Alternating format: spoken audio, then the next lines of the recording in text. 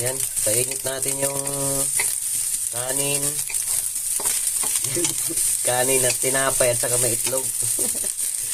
Ito yung pagkain ng Chinese. So, nangyari kasi kahapon, may binigay sila amo na tinapay na may egg. Tapos, hindi natin nakain, hindi natin naubos. Tapos, binigyan naman tayo ni Lola ng pagkain na parang colored rice na sa restaurant, di nila naubos. So, ayun, inalok natin dito, kasali yung tinapay dito. Sarap kaya to. Ininit lang naman. Ang pangit kasi pag i-steam ko yung tinapay at saka eggs. So, pangit na yung ano. So, ininit ko yung kanin. In-slice ko na lang yung bread at saka kasali yung egg. Yan o. Yan, Chinese food.